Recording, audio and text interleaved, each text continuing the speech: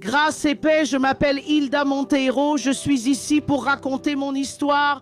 Je suis mère, je suis conférencière et je sers en tant qu'évangéliste. Je veux raconter tout ce qu'il a fait dans ma vie. Je suis née dans une famille évangélique avec un père et une mère croyants. Depuis notre enfance, nous avons entendu parler de ce Dieu puissant, de ce Jésus qui agit, de ce Jésus qui surprend.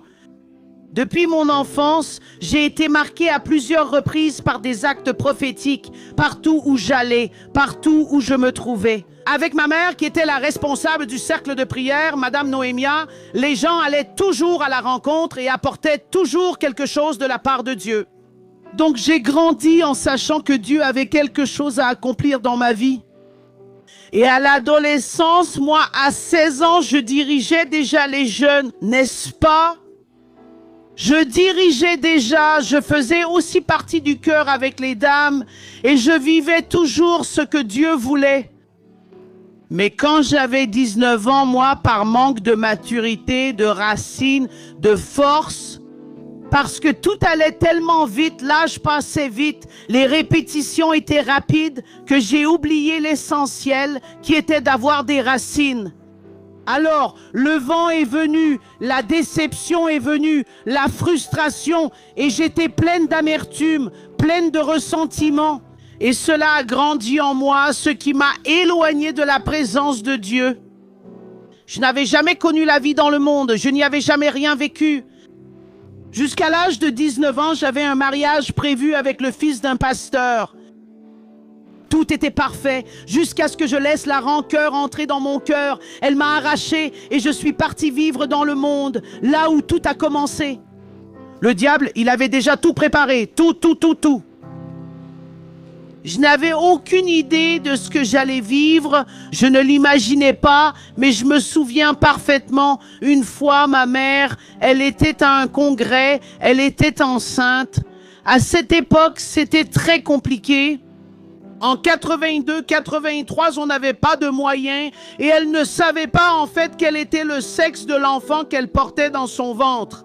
Je me souviens qu'un prophète, elle nous racontait qu'un prophète est venu vers elle et lui a dit « Écoute, dans ton ventre, il y a une fille et elle sera prophétesse, elle sera ministre.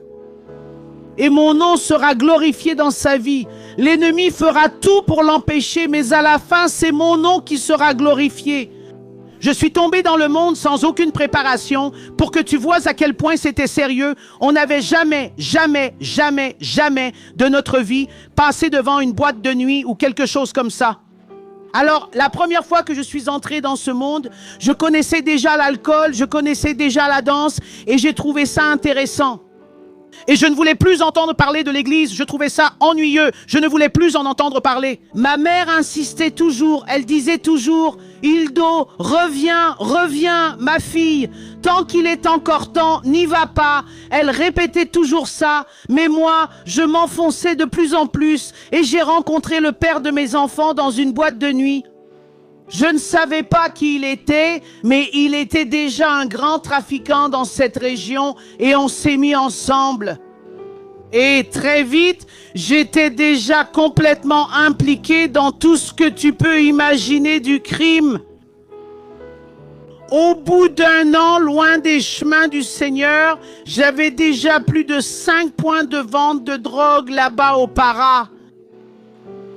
Je n'arrivais plus à m'en sortir. J'étais prisonnière de la marijuana. J'ai commencé avec la marijuana, la cigarette, l'alcool. Je ne lâchais pas le whisky. C'était 24 heures sur 24, mais en vérité, je ressentais un vide au milieu de la nuit. Je me souviens que lorsque j'étais seule, quand l'effet des drogues se dissipait, les larmes coulaient de mes yeux. Mais je n'avais pas la force et j'étais déjà trop impliquée pour faire marche arrière. C'était à ce moment-là qu'on contrôlait presque la moitié de tout le Para. Mais ma mère, elle n'abandonnait pas. J'ai eu mon premier enfant, Lucas. Quand j'ai eu Lucas, ma famille l'a accueilli, l'a pris avec elle. Parce que cette vie de trafic, de combine, cette vie de braquage n'est pas facile. On ne peut pas construire une famille comme ça. C'est un mensonge. C'est une arnaque. On n'arrive à rien construire. On n'arrive à rien. On ne peut accomplir quoi que ce soit dans cette vie si on est avec Jésus-Christ à nos côtés. Il faut dire à quelqu'un qui écoute ici, jeune fille, hey, ne t'engage pas dans cette vie. Sors-en au plus vite. C'est une arnaque. C'est un échec. Peu de temps après avoir eu Lucas, je suis tombée enceinte de ma fille, Giovanna. À cette époque, j'étais tellement accro à la poudre que j'ai peu de souvenirs de ma fille quand elle était petite. À cette époque, on avait tout. On avait une maison, on avait des gens pour tout faire à la maison et il y avait le personnel du trafic. Des gens faisaient tout ce que je voulais. Je n'étais pas heureuse, c'était une façade. C'est que je pensais qu'il n'y avait plus de solution, je croyais que la porte s'était refermée. Et je me suis enfoncée tellement que cette Giovanna avait 4 ans. Elle a été emmenée au foyer, elle a été emportée, j'essayais de me battre. Je me souviens qu'à plus de 2 reprises, j'ai essayé d'entrer là-bas dans le foyer plusieurs fois. Je mentais beaucoup à cette époque. Je disais, tu sais quoi, je veux changer de vie. Ce n'était rien, je voulais juste être près d'elle parce que la maternité, elle crie toujours très fort en nous. Mon 3e enfant, j'ai eu beaucoup d'enfants. Vous savez, mon 3e enfant, Marcelo, quand il est arrivé, je connaissais déjà le crack. Parce que je voulais savoir quelle drogue c'était, celle que tant de gens voulaient, parce que c'était 24 heures sur 24.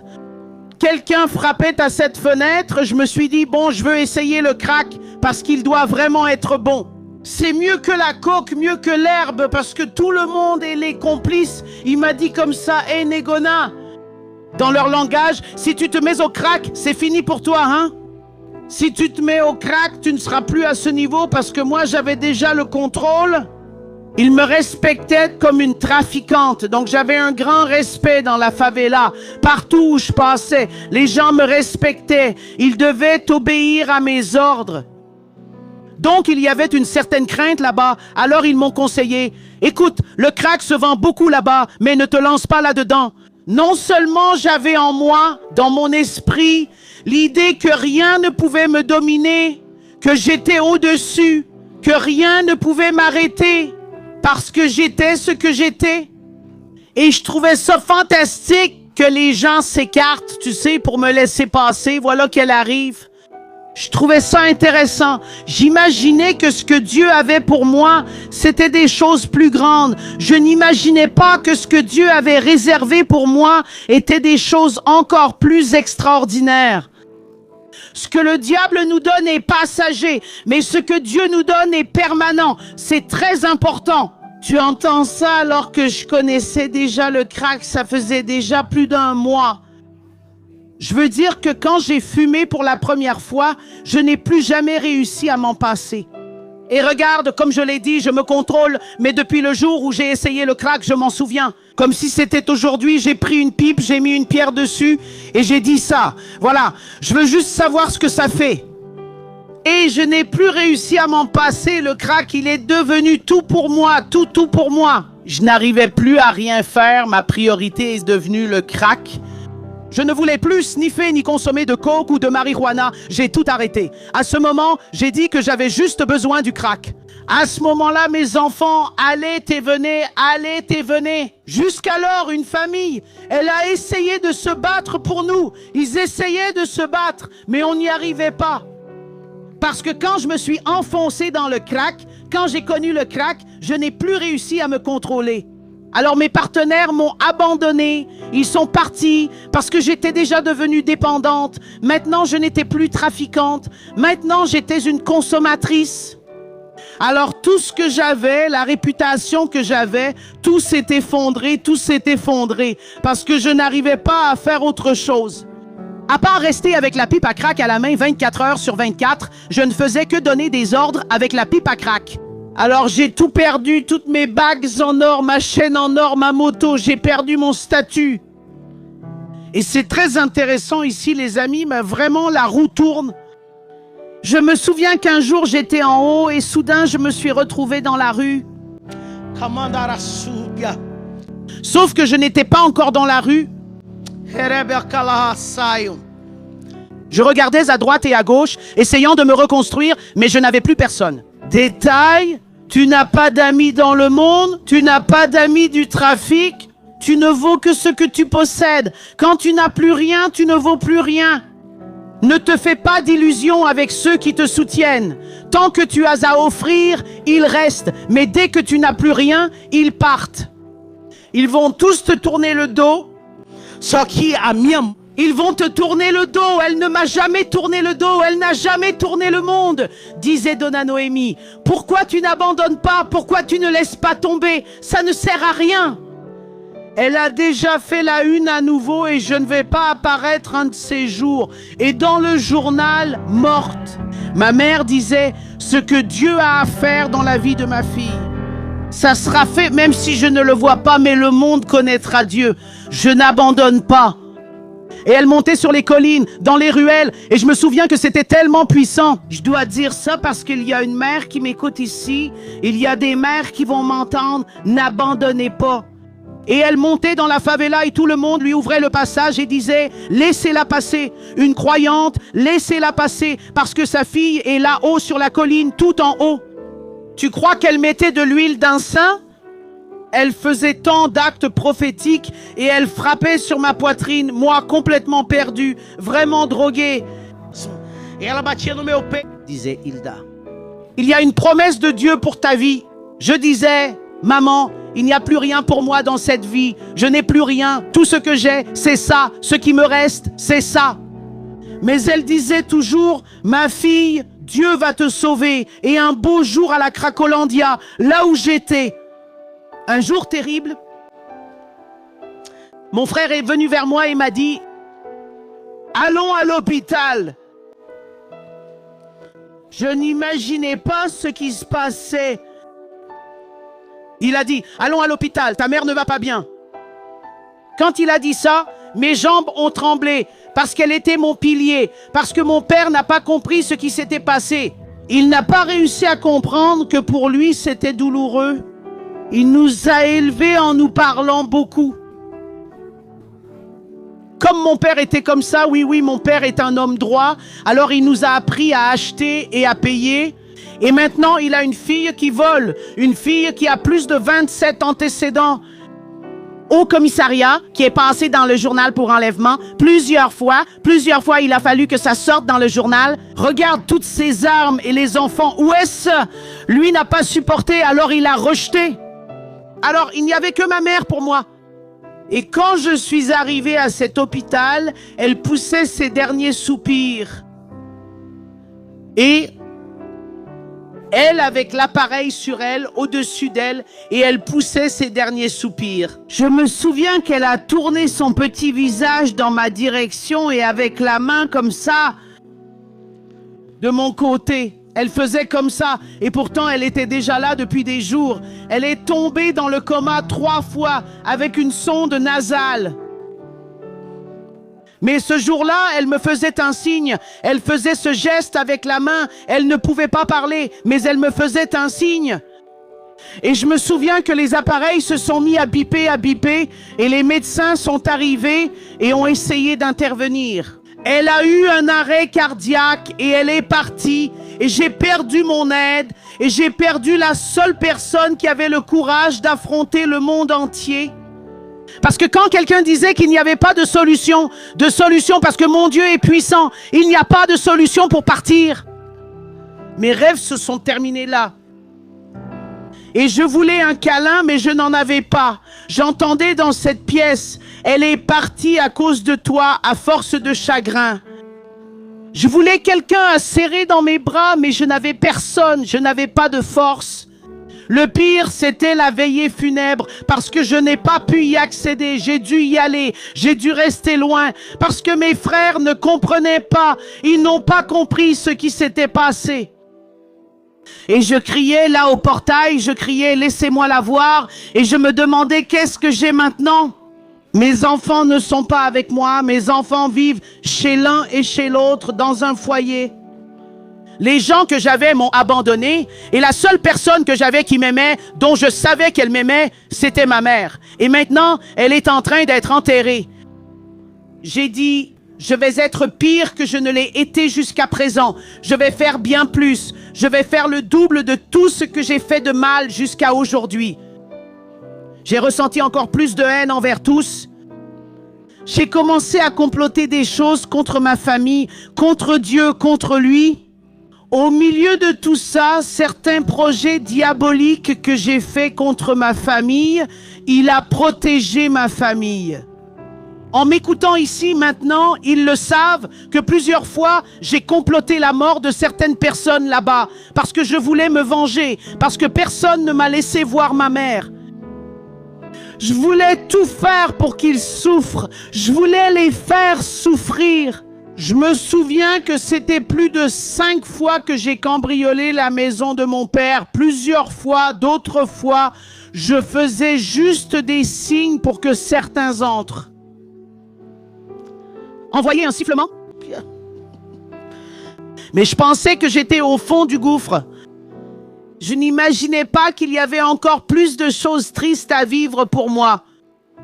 Comme je l'ai déjà dit, je n'avais plus personne, j'étais seule, mais il me restait ma sœur. Ma sœur, elle a commencé à avoir de la compassion pour moi. Elle a commencé à faire comme ma mère. Elle m'apportait à manger car je restais des jours sans me laver. J'étais à la rue à ce moment-là, j'étais très dépendante du crack. Amour, j'avais envie de voir mes enfants, mais je n'avais pas la force. J'avais envie de tout reconstruire un jour, mais je n'avais pas la force. Et je ne pensais qu'à elle. Mais je me souviens qu'elle a essayé de refaire tout ce que ma mère avait fait, mais le pire est aussi arrivé. On aurait dit que tout ce qu'il y avait de pire m'arrivait. Cette vie merveilleuse que j'avais, l'illusion s'était envolée. Où était cette vie que j'avais, ce lit douillet alors que maintenant je dormais déjà dans la rue? Où sont les gens? Où sont les voitures? Où sont les oiseaux? Il n'y avait plus personne, il n'y avait qu'elle, mais elle aussi est morte, elle aussi est partie. Qu'est-ce que c'est maintenant? Que faire maintenant? Je croyais que rien ne pouvait être pire, puis j'ai découvert que j'étais enceinte. Je n'ai pas vu l'enfant grandir, je n'ai pas vu l'enfant bouger, je n'ai rien vu de tout cela. Un jour, j'ai acheté 10 grammes de crack et je me suis dit, aujourd'hui, je vais tout fumer et ensuite, je vais mettre fin à ma vie. Je voulais au moins faire une overdose. Je m'injectais dans la veine. Je me suis dit que j'allais tout fumer et ensuite mettre fin à ma vie. Pourquoi vivre? Je me souviens que j'ai fumé. J'ai commencé à minuit et quand le jour commençait à se lever, presque à l'aube, sur cette colline, plein de gens couraient. J'ai commencé à avoir des contractions. Je savais ce que c'était, j'étais enceinte de Victoria et je ne savais pas depuis 9 mois. J'ai découvert que j'étais enceinte le jour où je l'ai eue. Au milieu de nulle part, il n'y avait que des sans-abri. Quand j'ai ressenti ces douleurs, et elle est née toute petite, 2 kilos, au milieu des ordures. Elle est née entourée de tout ça, je n'ai même pas eu la force de la prendre, je n'ai pas réagi. Quelqu'un a couru et est venu, oh, Negona est en train d'accoucher, il a commencé à crier et les gens ont commencé à se rassembler là. Et je n'ai même pas réussi à bouger, à faire quoi que ce soit. Je me souviens que quelqu'un a coupé le cordon ombilical là et a pris ce petit paquet, ce bébé, et l'a emmené. Donc elle était dans cette poche et on l'a sortie. Et quelqu'un a dit, c'est une fille. J'ai dit, elle doit s'appeler Victoria parce que c'est une gagnante. Victoria a été donnée. J'ai donné ma fille, je ne savais pas ce que je faisais là, je n'avais pas les moyens d'élever un enfant, je n'avais pas de stabilité, ni de force, ni de ressources, rien. Je l'ai donnée à quelqu'un. Mais ce n'est pas le pire. Ce n'est pas encore le pire. Le pire restait à venir. Et elle a disparu. Et je me souviens que moi, Ils sont venus vers moi. Quelqu'un est venu vers moi et m'a dit comme ça, « Oh là là, tu dois aller chez le médecin, tu dois vraiment y aller. » Et quand je suis arrivé là-bas, j'ai découvert que j'avais tout d'elle. C'était encore en moi. Je me souviens avoir crié dans cet hôpital car l'anesthésie ne faisait aucun effet. Rien ne marchait. Tout était encore là. Les placentas, tout. Et j'ai vu le manque d'amour là-bas. Parce que quelqu'un a dit, non, c'est une sans-abri. Et moi, je disais, j'ai mal partout ici. Et il disait, ah, c'est une sans-abri. Mais Dieu nous a choisis tous pour chacun. Dieu a un projet et une promesse. Pour chacun, Dieu a un projet et une promesse. Peu importe l'état dans lequel tu te trouves, je ne sais pas ce que tu traverses, mais c'est une promesse de Dieu pour que tu vives. Il y a une issue pour toi. Il y a une solution, il y a une solution. Quand je suis revenu de là-bas, on m'a invité à faire un braquage. Et ils m'ont dit, écoute Negona, je veux te donner une chance, tu vois? Nous voulons t'aider à nouveau, tu sais. Tu vas juste surveiller maintenant. Tu seras celle qui observe. Nous allons faire le coup là-bas et toi, tu vas tout surveiller. Si c'est ça, d'accord, nous allons nous battre à tes côtés et essayer de t'intégrer au groupe. Nous étions 9 seules femmes parmi eux. J'ai dit non, je veux juste une chance de me prouver que je vais bien. C'est parce que je ne vais pas bien, c'est tout. Je pesais 45 kilos. À l'époque, quand j'étais dans la rue, mes enfants, comme je l'ai dit, étaient en train d'errer. Mon père n'a pas supporté. Il a quitté l'endroit où il avait vécu toute sa vie. Il a changé de ville. Il a tout vendu.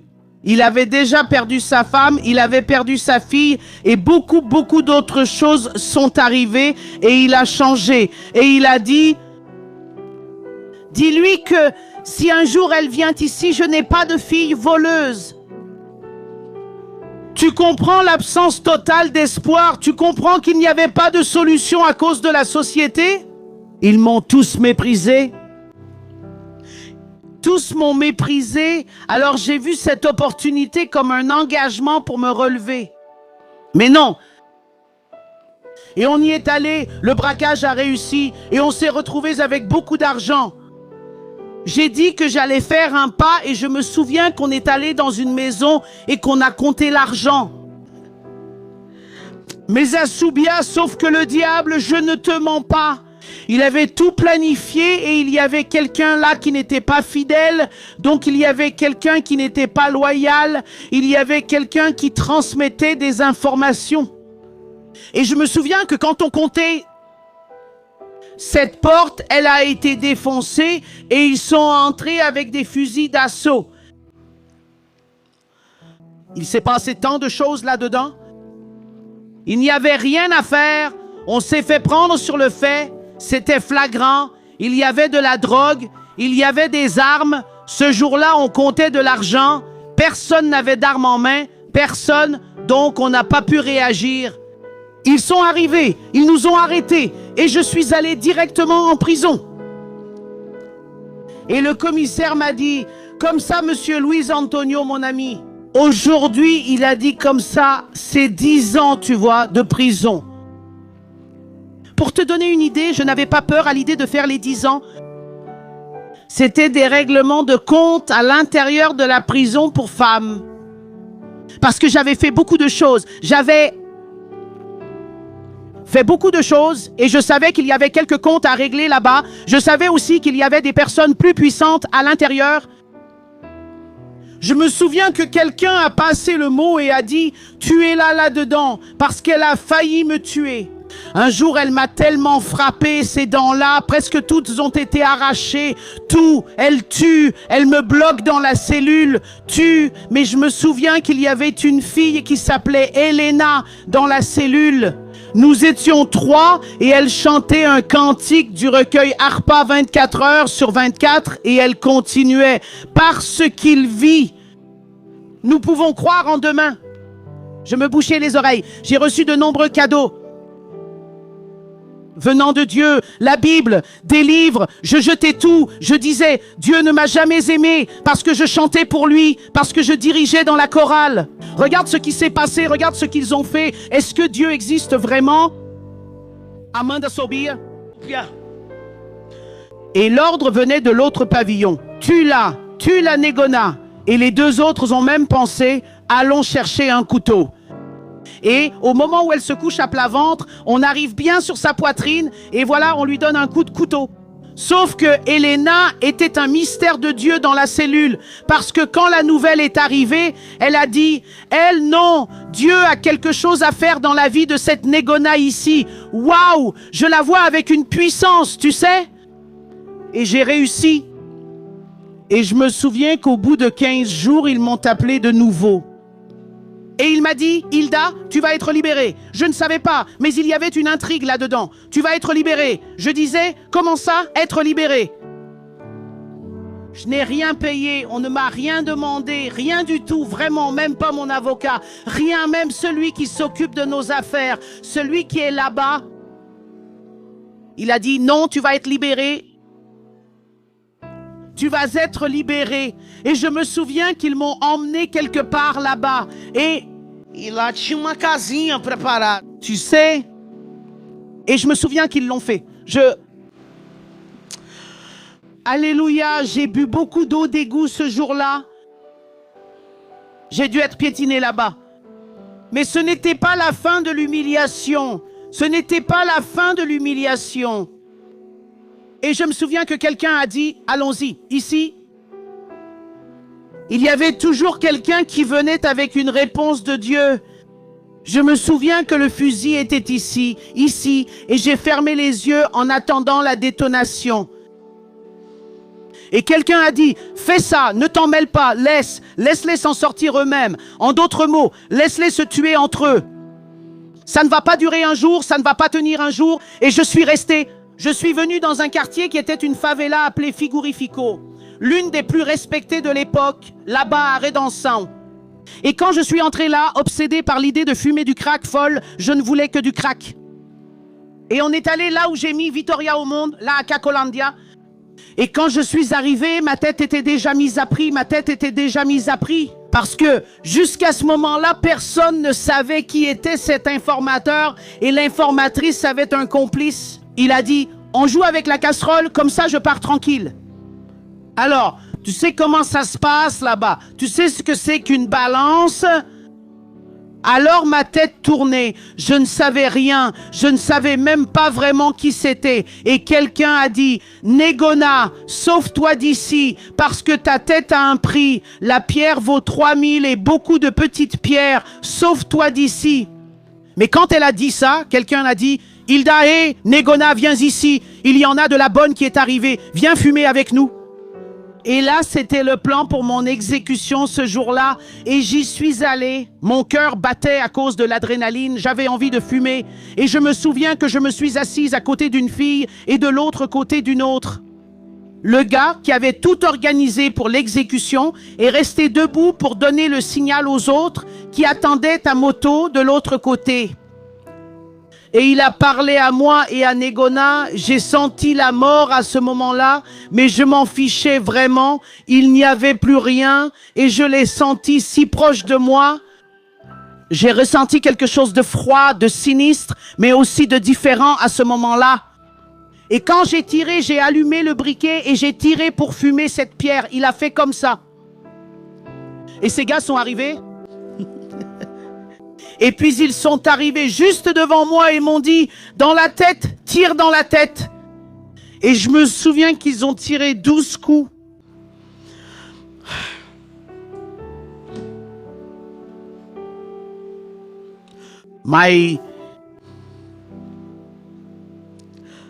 Il y avait un bouclier là, juste devant moi, tu vois? Et je voyais les tirs, je savais, je comprends, c'était une arme, c'était un Taurus et il tirait déjà. Et je me souviens qu'une est tombée sur moi et l'autre au-dessus. Et on est tombé et je sentais juste la brûlure. Mais tout à coup, je me relève et ils ont dit « Cours, la police a été appelée » et j'ai réussi à me lever alors qu'elles étaient sur moi. J'ai pris celle qui était grièvement blessée et réussi à courir jusqu'à la gare routière. Et aujourd'hui, quand je passe là-bas, ils prennent des photos et j'ai couru jusqu'à la cafétéria. J'ai laissé cette fille-là tout ensanglantée, mais aucune balle n'est entrée. Il n'y a que les marques, aucune n'est entrée. Et j'ai couru en haut d'une colline et je suis resté là pendant 3 jours au cœur, sans savoir ce qui se passait. Et ils sont devenus la une des journaux.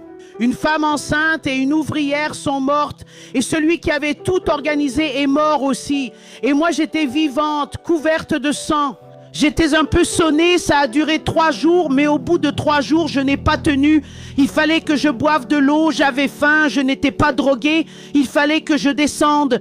Et je commence à descendre sur l'avenue Ottavio Battista Arantes, dans le quartier Serigna. Je continue à descendre. À 9 h du matin, quand ces sœurs du cercle de prière sont arrivées, elles sortaient de l'église. Et l'une d'elles s'est approchée et m'a parlé au milieu de la rue. C'est moi qui t'ai accordé la délivrance.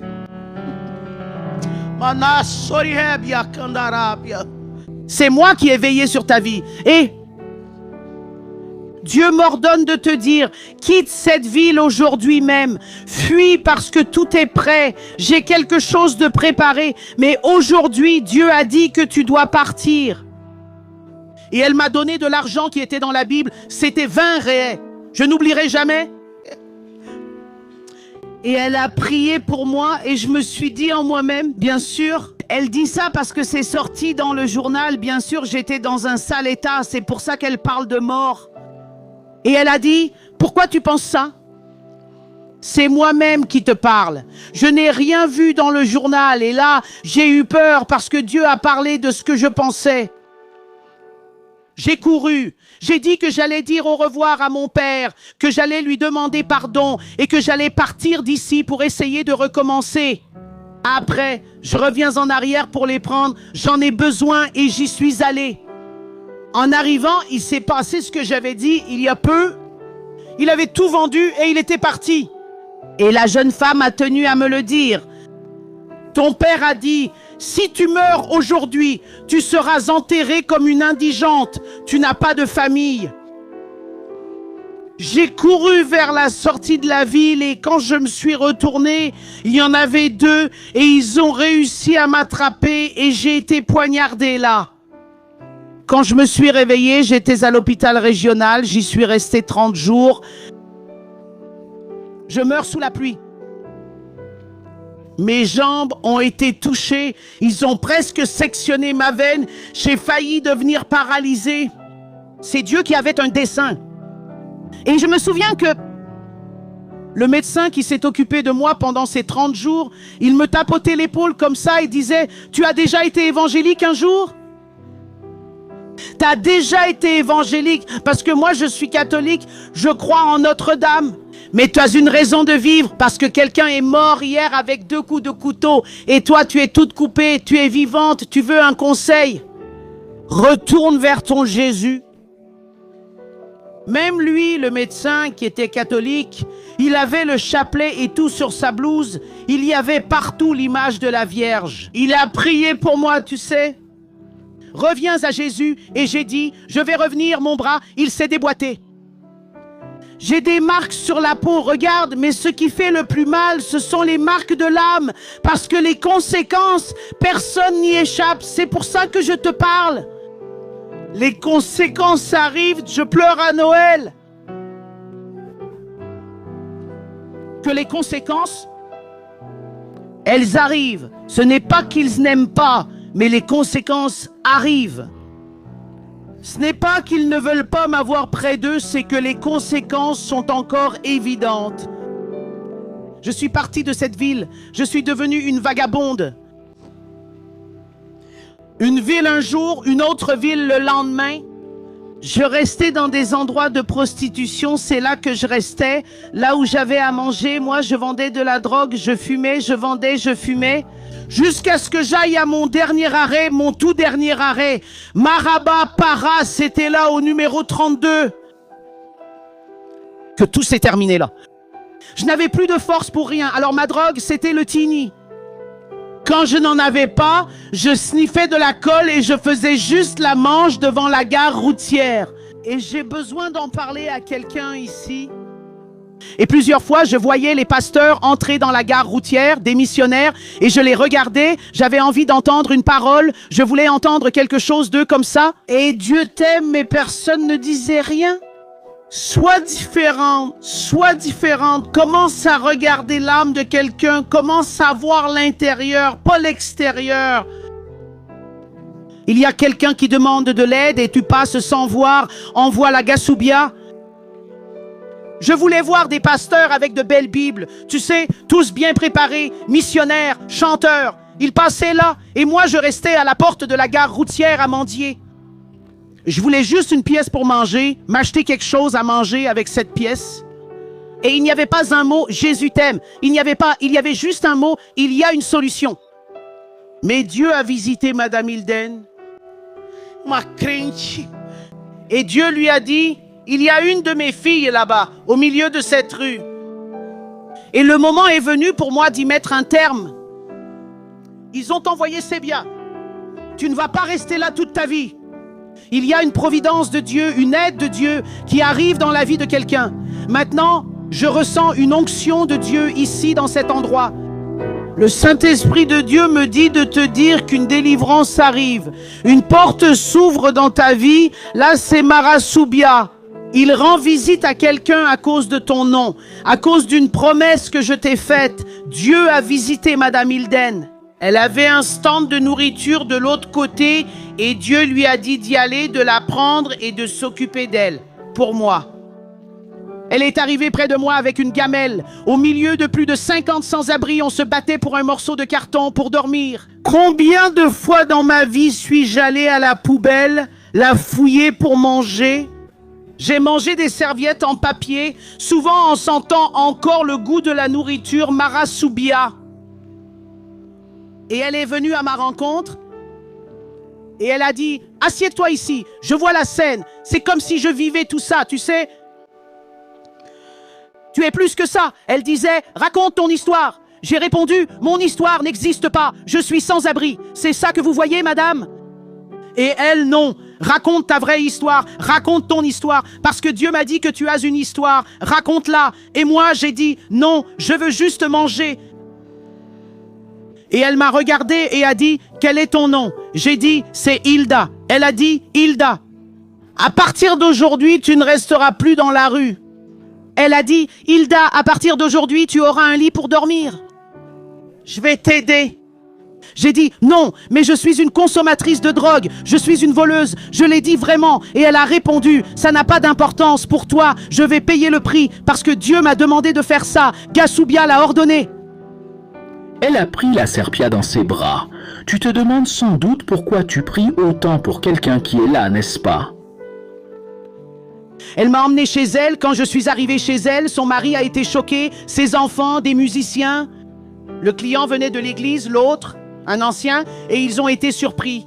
Parce que j'avais l'air d'une fille de la rue, avec ses cheveux qui n'avaient jamais été coiffés de ma vie, du chewing-gum, tout ce que tu peux imaginer, collé, sec, juste des déchets. Moi, à la porte, maigre, épuisée, détruite, pieds nus. Et il a dit: tu es devenue folle, Nené, qu'est-ce que c'est que ça? Elle a dit: non, c'était Jésus. Je me souviens qu'ils sont vite allés à la cuisine et quelqu'un a dit: maman, elle va nous tuer pendant qu'on dort. Elle ressemble à une bête, maman. Et elle a dit: non, mon fils, rien de tout ça n'arrivera. Non, parce que le Dieu qui a demandé de faire ça, il en prend la responsabilité. Dieu va te donner les ressources pour ce qu'il t'a confié. Elle a commencé à se battre pour moi. Et j'allais à l'église et je tombais sans cesse. Et je faisais des crises pendant 1 an. Elle m'emmenait à l'église pendant 1 an. Et je disais: pourquoi tu n'abandonnes pas? Elle me disait: Ilna, ceux qui abandonnent ne vivent pas les grandes choses de Dieu. Tu as un rêve, n'abandonne pas, parce que seuls ceux qui persévèrent vont vivre ce que personne d'autre n'a vécu. elle ne m'abandonnait pas et j'allais dans la rue. Même ainsi, elle a commencé à payer des cours pour moi. Elle a dit, regarde, je vais transformer une cuisinière merveilleuse, une vraie professionnelle. Tu vas devenir responsable en cuisine, ma fille. Tu vas avoir un métier. Parce que mes rêves s'étaient envolés à 19 ans, mes rêves de devenir médecin que j'avais à 19 ans, je les ai abandonnés. J'ai commencé à suivre des cours, encore et encore, et bientôt, je suis vraiment devenue une professionnelle et je suis vraiment devenue chef de cuisine.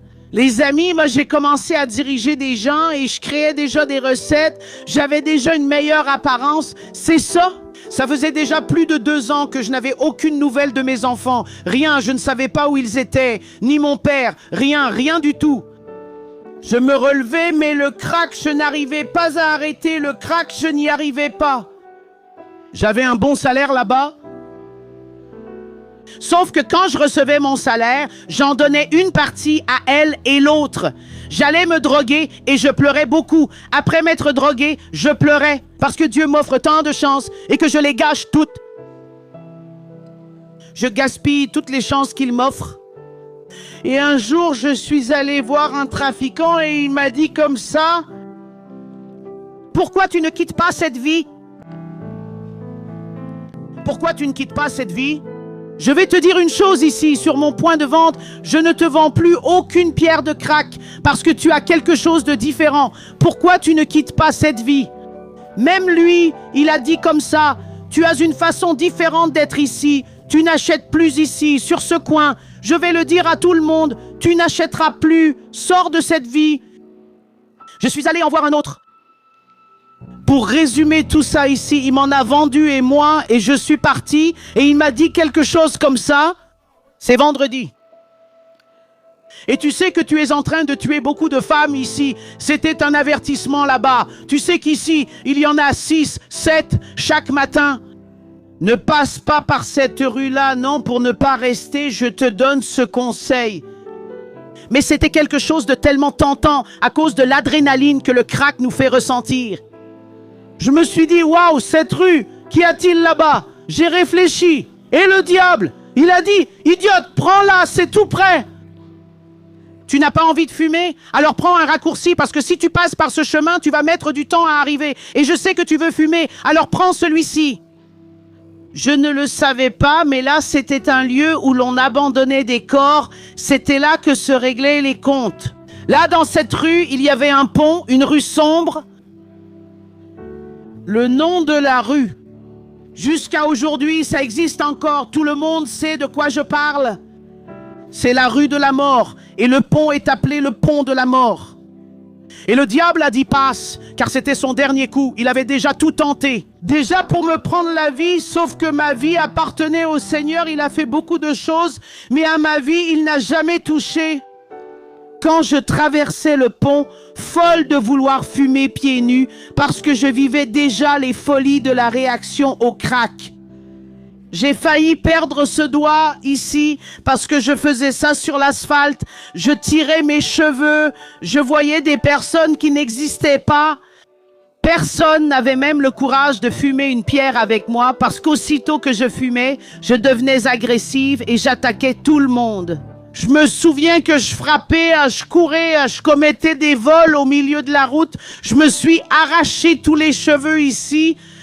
Tout ça, c'est déjà l'œuvre de Dieu. Tout ce que tu vois ici, c'est Dieu qui est glorifié dans l'histoire de quelqu'un qui n'était pas censé réussir, mais qui a gagné grâce à une promesse.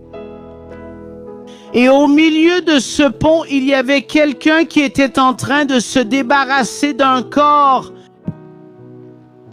Je me souviens que son briquet était allumé et qu'il avait une arme de cette taille, une arme blanche, une machette. Et ce corps était déjà complètement découpé. Il y avait une exécution en cours. Je me souviens que je me suis arrêté au milieu de ce pont de la 28 à Maraba. J'ai plié les genoux parce que j'étais en train de marcher sur ses organes. Là, au milieu du pont, ça faisait du bruit. Le sang tombait dans l'eau et faisait tcha. Quand j'ai vu qu'il a rallumé le briquet, il ne restait plus que le haut du corps. Il avait découpé la fille. Tout ça est sorti dans le journal. Ça ici, c'est sorti dans le journal. On ne peut pas le cacher. Tout le monde l'a vu. Le para l'a vu. C'était un règlement de compte parce que quelqu'un a fréquenté quelqu'un qu'il n'avait pas le droit de fréquenter. Fais attention, ma fille. Écoute ta mère et ton père. Écoute tes responsables. Non, les amis qui t'éloignent de la présence de Dieu ne sont pas des amis. Parce que les vrais amis t'approchent de Dieu. Ils ne t'éloignent pas de lui. Je me suis agenouillée et j'ai craqué, j'ai pleuré. Alors, je me suis souvenu des hymnes que ma mère chantait. Je me suis souvenu de nous en train de marcher sur un petit sentier à Rossa Manasubia, en allant vers une petite église en paille. Adorer le Seigneur et apprendre à l'école du dimanche. J'ai commencé à penser à mes enfants. Je me suis dit, mince, j'ai une fille, sans même espérer un jour la voir, lui dire comme ça, tu sais, ta mère a fait ça sans en avoir conscience. Et Lucas qui a tant souffert à cause de moi, mon fils aîné. Parce qu'il devait supporter les remarques de ses camarades, que sa mère, elle était patronne. Alors il devait entendre ça de ses camarades. Oh, tel père, tel fils, fais attention à lui. Je me suis souvenu de mon fils. Je ne pourrais pas le serrer dans mes bras ni lui dire « Mon fils, pardonne à ta mère. Comment regarder Giovanna? J'aurais voulu avoir cette chance. » C'était comme un film, là, au milieu de ce pont. Je me suis souvenu de cette prophétesse de ce matin. Je me suis souvenu de ce médecin. Je me suis souvenu de tout. Mais il n'y avait plus rien à faire. J'étais dans un corps et quelqu'un tuait. Le pardon d'avoir tué quelqu'un était terminé. Je n'avais nulle part où aller, il n'y avait pas de lumière, il n'y avait personne, il n'y avait pas de maison à proximité. Et j'ai dit à Jésus au milieu du pont, je sais que vous m'avez donné une opportunité. J'aurais tellement voulu à ce moment-là serrer mon père dans mes bras et lui dire, papa, pardonne-moi pour la honte que je t'ai fait subir, pardonne-moi pour toutes les fois où je t'ai volé. Je voulais les serrer dans mes bras, dire à mes frères, je vous aime. Je voulais le faire alors, mais je croyais avoir perdu espoir, que tout était fini, que c'était ma dernière chance. Je me rappelle être là, tenant 3 cailloux de crack dans la main. J'ai dit, Dieu, donne-moi une chance, je ne vais pas te déshonorer. Je disais, je sais que tu ne m'en donneras pas plus, tu m'en as déjà donné des milliers. J'ai été poignardé, j'ai été tiré dessus, j'ai été blessé par balle et j'ai survécu et je ne me suis pas tourné vers toi. Et j'ai baissé la tête et j'ai senti une présence différente et j'ai dit, il va juste m'arracher la tête. Et j'ai même fait comme ça, je me souviens, j'ai fait comme ça. Et j'ai respiré et j'ai dit, Dieu, pardonne-moi. Ne me laisse pas aller en enfer. Je vais mourir ici. Mais prends mon âme en mémoire de tout ce que ma mère a fait. Et je me souviens qu'une main m'a touché l'épaule et je lui ai dit que c'était l'assassin, mais ce n'était pas lui. Cette main, ce n'était pas celle de cet homme. Cette main était celle du Christ. Cette main était celle du Tout-Puissant. Marakandara, et une voix s'est fait entendre et a dit, Hilda, lève-toi, Marakandara. Je me suis levé et la voix a dit, tourne à droite, maintenant. Alors il m'a dit, c'est moi qui te rends visite ici. Je suis venu te dire que je vais changer ton histoire aujourd'hui. Hilda Montero, il a prononcé mon nom, Hilda Montero. Je vais rendre tout ce que le diable a volé à cette Masupia. Il a dit, je vais te rendre tes enfants, je vais te rendre la dignité, je vais tout te rendre, tout. Tout va être différent. Et j'ai commencé à avoir des frissons, et je marchais, et cette voix parlait. Je suis arrivé désespéré chez Madame Indené, et j'ai dit, Madame Indené, je m'en vais. Elle a demandé, ma fille, que s'est-il passé? J'ai répondu, Jésus. Il m'a trouvé sur le pont et il a dit qu'il allait tout me rendre. Elle a dit, ma fille, raconte-moi bien. J'ai répondu, je te raconterai plus tard. Bisous, je t'aime. J'ai besoin de rejoindre ma famille. Dieu m'a parlé sur le pont. Je suis arrivé chez mon patron, Monsieur Fernando. J'ai dit, fais mes papiers de départ, donne-moi juste un peu d'argent pour le billet jusqu'à Canaan do Carajás. Et il m'a regardé. Il savait que je consommais, mais j'étais très professionnel. Et il a dit, qu'est-ce qui s'est passé, ma fille? Je peux t'aider. Tu veux un avocat? Tu veux venir chez moi, à ma ferme? Qu'est-ce qu'il y a? Raconte-moi. J'ai dit, non, ce n'est rien, rien de ce que vous pensez, parce que j'ai rencontré Jésus au petit matin sur le pont, et il m'a dit qu'il allait changer mon histoire, et que je devais y aller. Je suis arrivé à Canaan do Carajás, je suis allé chez ma tante, j'étais déjà passé là en 2011, mais ça ne s'était pas bien passé. Mon passage là-bas avait été horrible. J'ai même été arrêté à l'époque à cause de vol. Et elle avait honte. Et j'ai frappé à son portail, j'ai frappé au portail, et quelqu'un a demandé, qui est là? Et j'ai dit, Tati, c'est Hilda, ouvre le portail, laisse-moi entrer s'il te plaît, Tati. Ils avaient peur de moi, tous. Je me souviens qu'un jour, j'avais tellement soif, j'ai frappé. Et un de mes oncles que j'aime beaucoup, et ils n'ont pas ouvert la porte parce qu'ils avaient peur quand j'entrais. Je dévastais tout ce qu'ils avaient. J'ai dit, Tati, j'ai changé, j'ai rencontré Jésus sur le pont hier, sa présence était si forte et elle a dit, comment puis-je croire? J'ai dit, le Dieu de la Bible, le Dieu d'Abraham, d'Isaac et de Jacob m'a rendu visite. Ouvre le portail. Je l'ai prise dans mes bras et elle a dit, ma fille, comme ton visage est différent. Et j'ai dit, qu'est-ce qui s'est passé? J'ai dit, Tati, c'est ça? Vous aimez Dieu? Elle a dit, j'aime. Vous aimez sa parole? Elle a dit, j'aime. J'ai dit, alors, donne-moi l'adresse de mon père maintenant, parce que je sais que tu sais où il est. Et elle a dit, je ne peux pas faire ça. J'ai dit, mais tu as dit que tu aimais Dieu et que tu aimais la parole. Tata, donne-moi l'adresse de mon père, s'il te plaît. Et elle a répondu, non ma fille, je ne peux pas faire ça. J'ai dit à Théodore que je ne pouvais pas, parce qu'il a dit que si quelqu'un donnait son adresse, oh Hilda, je ne peux pas faire ça. J'ai dit, Tata, s'il te plaît, s'il te plaît. Et elle, en pleurant, a dit, ma fille, prends l'adresse. Et j'ai pris une moto et je suis parti là-bas, une moto-taxi. Je suis allé dans cette rue, à cette adresse, et la journée touchait déjà à sa fin. Il était presque 5h30. Et je me souviens que j'ai frappé à la porte de la maison et tout à coup, la fenêtre s'est ouverte et un petit monsieur aux cheveux blancs est apparu et il a poussé un cri. Lucas, cours et ouvre la porte parce que ta mère est vivante. Aimez le sépia. Jésus avait déjà tout fait pour moi. Jésus avait rendu visite à mon père, les amis, et Dieu lui avait dit de la prendre dans ses bras. Parce que maintenant, j'écris une nouvelle histoire pour Hilda Monteiro. Et il m'a prise dans ses bras et a dit, fille, ce qui est à moi est à toi. Ma maison est à toi, ma fille. Ma fille, que ton fils.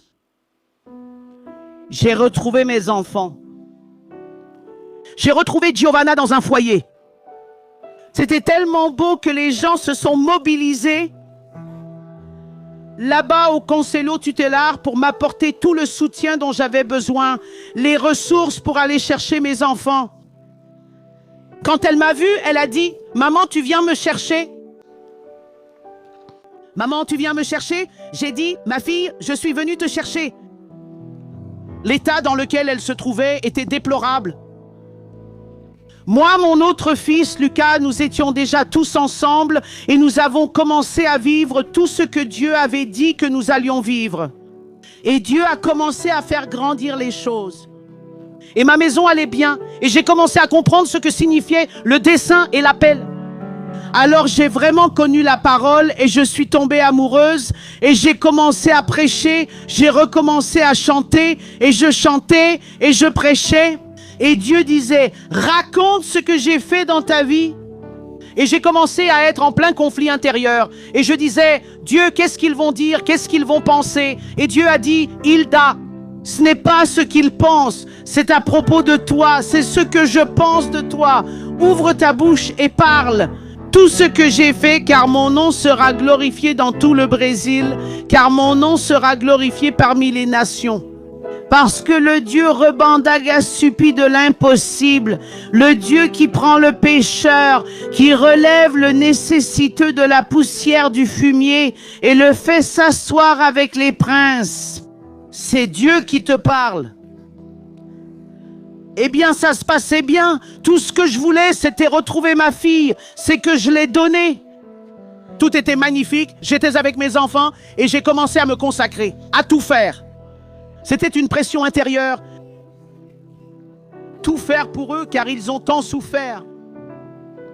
Aujourd'hui, je veux vous dire que mon père vit avec moi depuis 7 ans. C'est mon ami, mon compagnon. Mes enfants sont mes intercesseurs.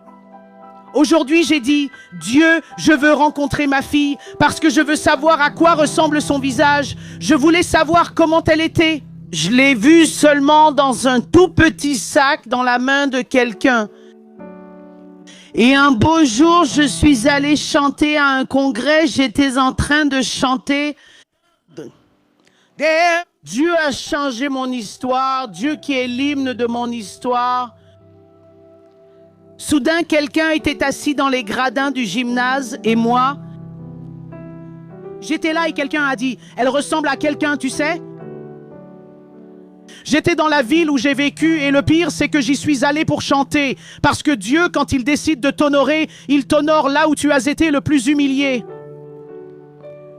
Et cette famille est venue vers moi et a dit, oh, invitons cette chanteuse à chanter à notre congrès. Oh, sa voix, je la veux là-bas.